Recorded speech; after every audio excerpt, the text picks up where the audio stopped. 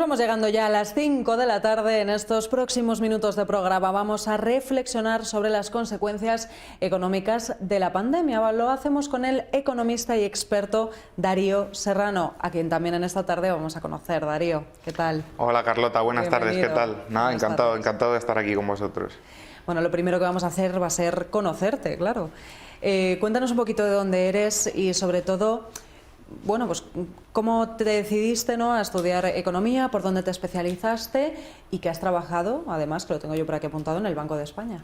Sí, así es, bueno, lo que has dicho es correcto.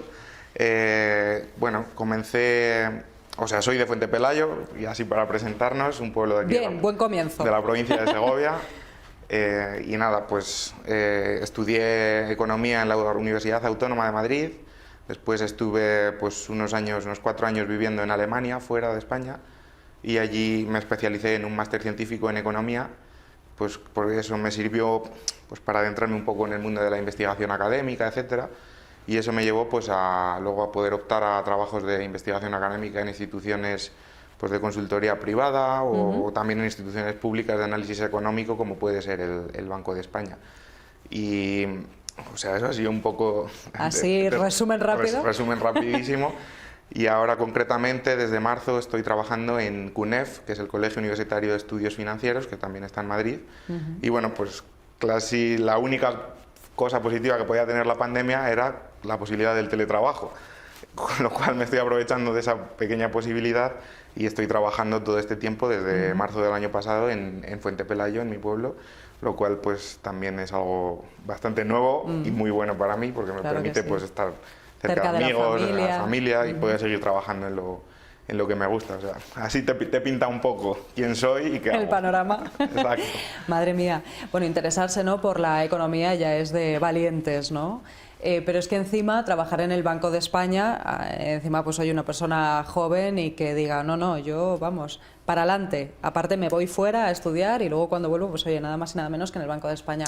¿Cuál era la labor que hacías allí, Darío? Sí se puede contar, Sí, ¿verdad? claro. Bueno, en líneas generales, yo lo que me especializaba es en la investigación más de corte académico, en las formulaciones teóricas de la economía, pues viendo un poco con los datos cómo evolucionan ciertas magnitudes macroeconómicas, pues cuánto recauda un Estado, si pagamos muchos impuestos, si pagamos pocos, pues todo ese tipo de cosas, pues intentar formularlas con modelos y con herramientas matemáticas que para que nos permitan pues en un futuro pues analizar una potencial reforma fiscal que anuncie un gobierno, o analizar el impacto que puede tener un shock económico como es el que se va a derivar o se está derivando de la pandemia de la COVID.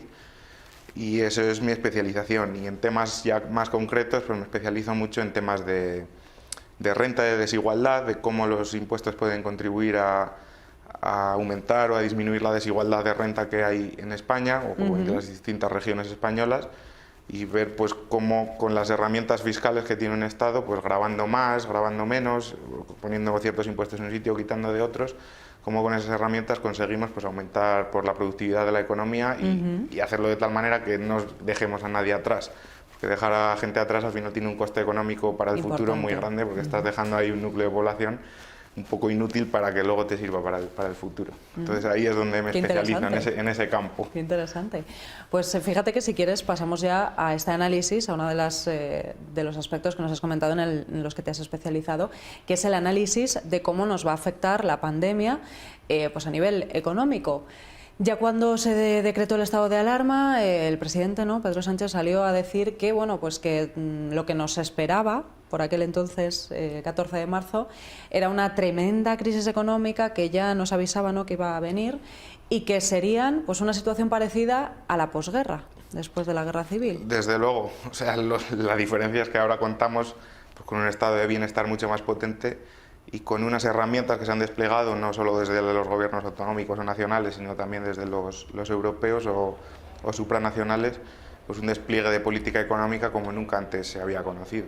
Por ejemplo, en la crisis de 2007, la crisis famosa del ladrillo, crisis financiera, pues a raíz de esa crisis los gobiernos optaron un poco por la austeridad, porque bien es verdad que las cuentas públicas pues estaban un poco dañadas, por ahorrar, vamos. Había mucha deuda privada en los hogares, en las empresas, los bancos estaban, las posiciones de sus balances estaban un poco debilitadas, y ahora sí que es verdad que la situación de antemano antes de la crisis que nos ha llegado ha sido un poco distinta, pues los hogares tenían mejor situación financiera, también las empresas, los ingresos públicos del Estado pues estaban empezando a calibrarse un poco más, y eso nos ha permitido pues al Estado en primera medida pues responder a la pandemia con una política fiscal muy expansiva, es decir, pues hago moratorias de impuestos, doy ayudas, doy ERTES, una serie de medidas que anteriormente nunca las habíamos conocido. O sea, ¿tenemos mejor colchón ahora para hacer frente a esta crisis económica que se nos viene? Sí, por ejemplo, veía también el dato de ahorro de los hogares, sí que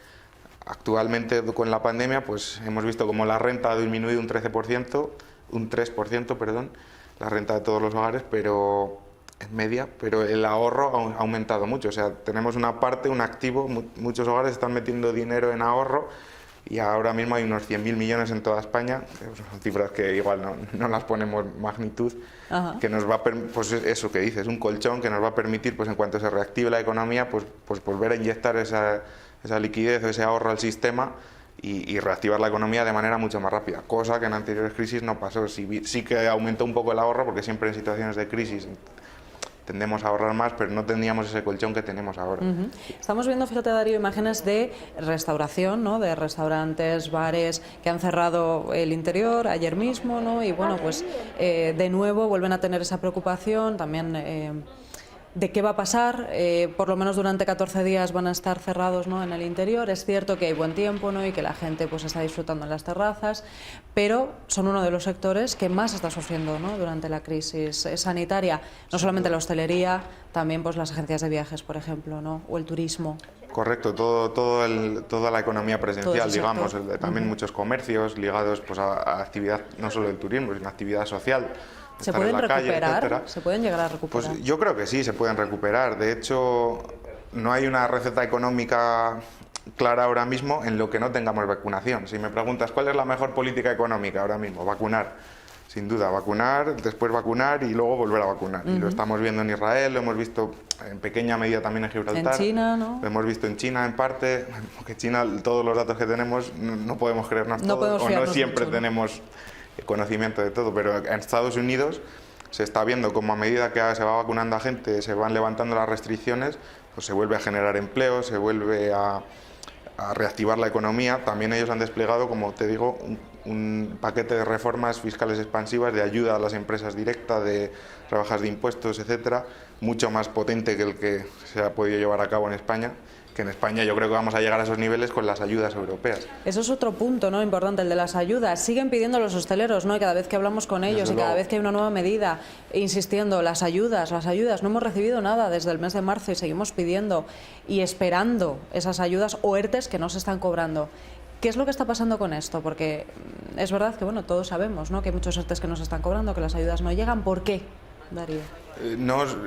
Desde luego, si nos comparamos con otros socios europeos, el nivel de las ayudas a ciertos sectores, sobre todo en la hostelería en España, pues no alcanza lo que podemos ver, por ejemplo, en Alemania, que a ciertas empresas le dan pues el 75% de su facturación durante todos los meses desde marzo, les llevan dando. Sí. Aquí están dando ciertas ayudas puntuales muchas veces, que no son constantes, y lo primero es porque no se han desplegado esos paquetes de ayudas, ahora están muchas que van a llegar y que se van a aprobar, y sobre todo porque no teníamos ese margen fiscal como podían tener otros países, donde se pagaban anteriormente mayores niveles de impuestos y el Estado tenía mayor cantidad de recursos para poder pues otorgar esas ayudas. En España partíamos en una posición un poco más deteriorada en ese asunto, pero yo creo que se va a mejorar, o vamos a poder pues abordar este tema en cuestión y dar más cantidad de ayudas más especializadas o más concretas en cuanto pues empiecen a llegarnos los fondos europeos, pero para ello pues necesitamos también hacer muchas cosas, o sea, no es un cheque en blanco, digamos, que va a ser un chorro de dinero para dárselo a todo el mundo y aquí todos felices, sino que pues nos van a exigir también algo de condicionalidad, pues a qué empresas se lo voy a dar y a cambio de qué reformas, porque también tenemos que reformar un poco nuestra caja de la seguridad social, mercado laboral, que premia en exceso a los... Eso es algo que coincidimos muchos economistas, premia en exceso a los contratados indefinidos y penaliza enormemente a los temporales. Veíamos el dato de paro, por ejemplo, de marzo, pues en marzo comparado con febrero está siendo un mes para estar en la pandemia que está siendo relativamente bueno, lo cual me apunta también a lo que te decía antes de las vacunas. En cuanto hay algo de vacunación o se levantan un poquito las restricciones, parece que la economía tiene ahí ganas de reactivarse, o sea que no está tan deteriorada como podríamos pensar. Hoy ha comenzado ya la campaña para la declaración de la renta, Darío. También quería comentar contigo el tema de los ERTES, porque ya se ha dicho que cuidado con las personas que han estado o están en ERTE, porque les va a afectar en la declaración de la renta. Les va a afectar en la declaración de la renta, o sea, dependiendo en qué manera, o sea, va a haber ellos, al igual que hacer la declaración de la renta otros años, te has tenido ciertos ingresos y eso te corresponde pagar tanto, pues ahora con los ERTES también te va a corresponder lo mismo. Lo único que sí que va a haber pues cierta complementariedad o cierta parte que al haber sido receptor de ciertas ayudas, pues ya esas ayudas no han estado pues generando pagos a cuenta a la Administración General, o sea, te han estado dando una nómina que no estaba cotizando del todo esa parte que te tendrían que retener de tu nómina en concepto de IRPF, y que ahora al hacer la declaración a lo mejor hay a ciertas personas a las que les venga un montante un poco mayor. Madre mía, o sea que encima de todo esto... Sí, correcto. Tú, por ejemplo, estabas ganando 1.500 euros al mes y te estaban quitando 150 euros de IRPF, no lo sé, hablo de memoria. Pues ahora si te están dando 1.000 pero no te están quitando nada de IRPF, cuando hagas la declaración, todo eso que no te han estado reteniendo te lo van a tener que retener. ¿Y de una vez? Y de una vez, correcto.